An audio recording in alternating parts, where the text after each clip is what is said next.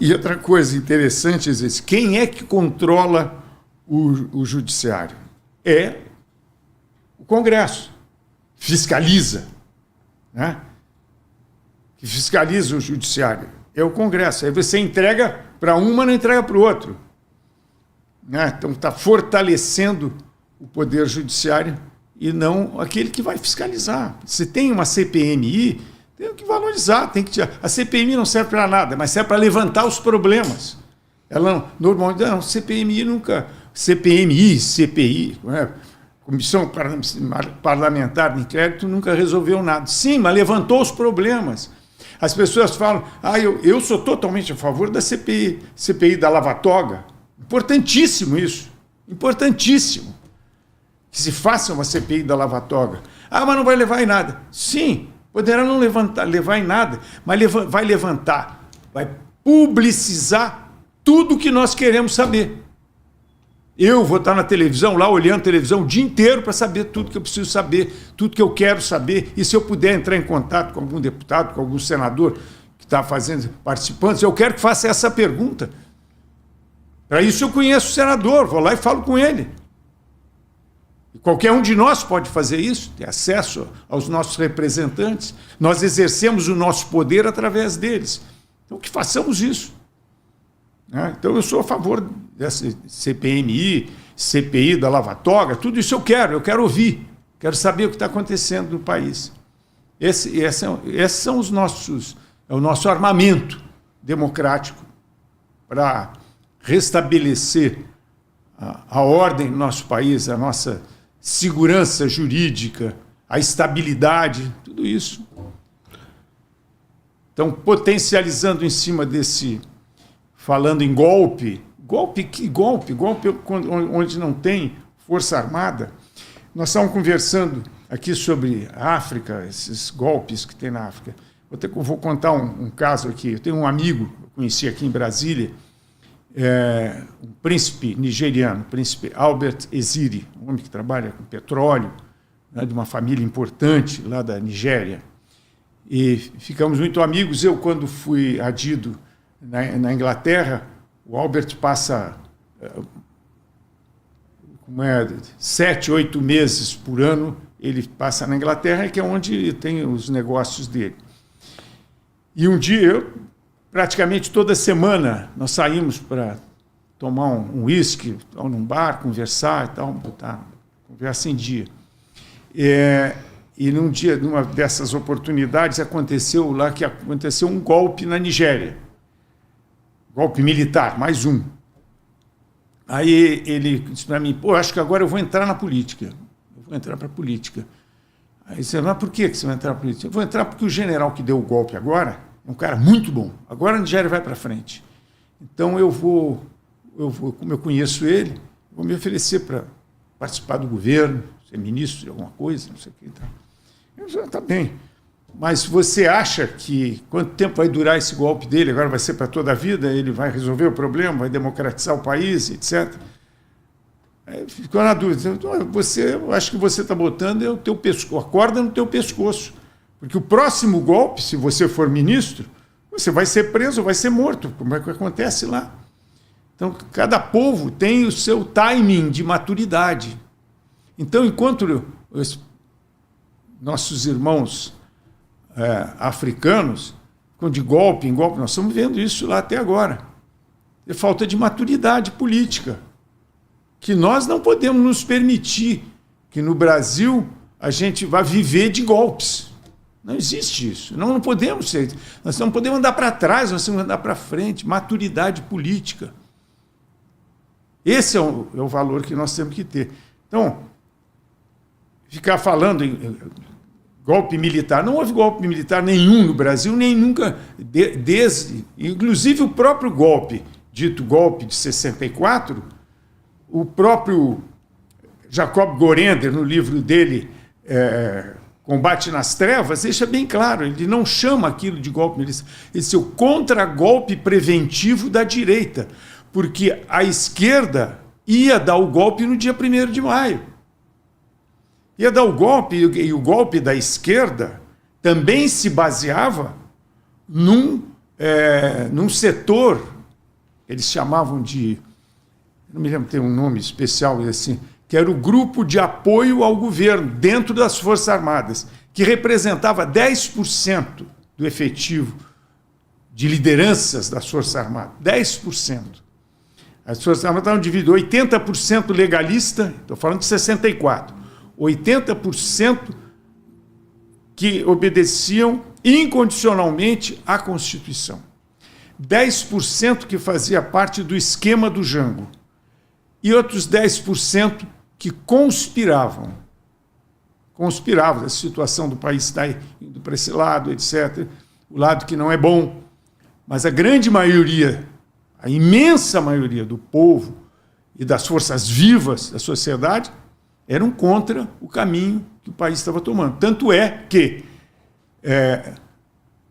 nós temos os documentos que, até outro dia eu estava lendo o prefácio de um livro sobre o Castelo Branco, e ele falando que, lógico, era um assunto sigiloso, que haveria um movimento militar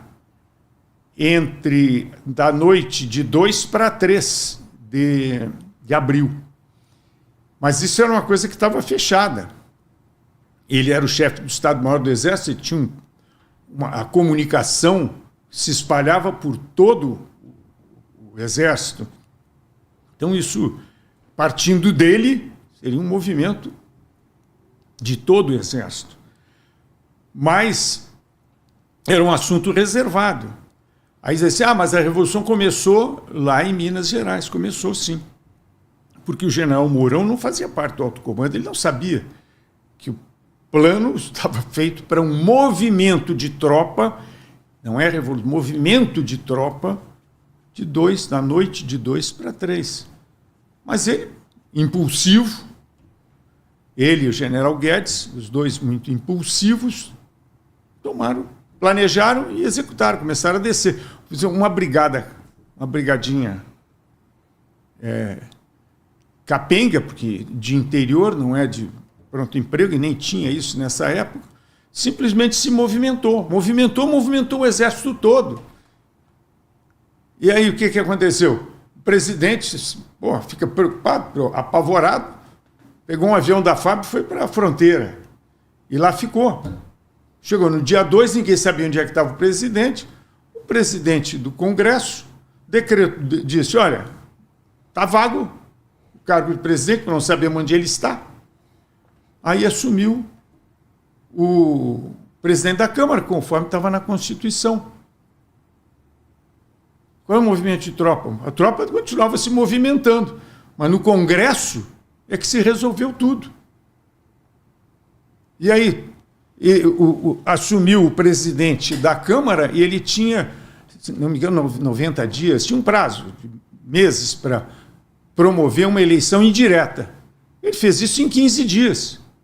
Em 15 dias foi eleito o Castelo Branco com 360 votos de um total de 388. Qual é o golpe? O golpe foi um movimento de tropa. O Castelo Branco assumiu o governo para completar aquele governo. Foi essa a ideia dele.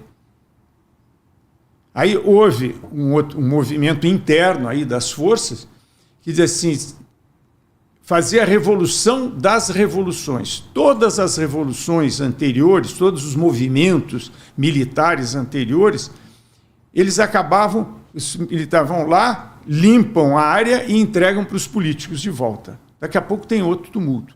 Então, a Revolução de 64, chamada Revolução de 64, na cabeça daqueles que fizeram, era para ser a revolução das revoluções. Não vai haver mais revolução no Brasil. Por quê? Porque nós vamos assumir isso depois, Castelo Branco. Castelo Branco queria só completar, mas ele foi convencido, aí entra a disciplina intelectual, que não era o caso. Hoje fica muito fácil da gente fazer essa análise, eu faço essa análise, dizendo que, pensando comigo, que seria o caso de seguir o Castelo Branco. Ele era um estadista e sabia o que estava fazendo. Por quê? Porque nas eleições seguintes, quem ia ganhar aquela eleição era o Lacerda. Era o Lacerda. Ele foi o grande líder civil daquele movimento. Ele seria eleito. E ele seria tão ou mais rigoroso contra a reação da esquerda, que pegou em armas contra a situação, porque perdeu, né?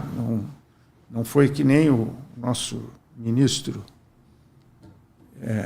perdeu o Mané, né? Perdeu o Mané, baixa a bola, não. Eles pegaram em armas. E começou, em 66 houve o atentado, 2 anos depois, o atentado lá no aeroporto dos Guararapes, atentado à bomba. E já era a terceira bomba que se soltava no Recife. Então, havia um movimento subversivo de esquerda, revolucionário, terrorista. Então, acharam melhor que as eleições fossem adiadas. E aí começaram os atos institucionais que regulamentaram a revolução. Mas até então não era. A partir dos atos institucionais é que foi. A outra coisa também que diz Jacob Gorender, que a revolução, o governo militar, o regime que se instalou, não era um regime fascista, como a esquerda dizia. Não, no regime militarista, porque quem assumiu não foi um líder, não foi um ditador. Quem assumiu foi uma instituição nacional permanente. Foram as instituições militares que assumiram o poder. E se revezaram no poder com eleições indiretas, etc. Não houve um ditador. Por isso que se diz, ditadura militar, isso é conversa fiada. Não houve. Houve um regime forte. Sim, um regime muito forte, porque era necessário. E que foi se distendendo na medida do necessário. O AI-5 fechou tudo, virou realmente um movimento extremamente autoritário. Não chegou a ser um totalitário, porque não tinha um líder, continuavam tendo as eleições, era as instituições, em particular o Exército, que estava no poder. Não era um ditador, nunca houve um ditador. Nós tivemos 5 presidentes.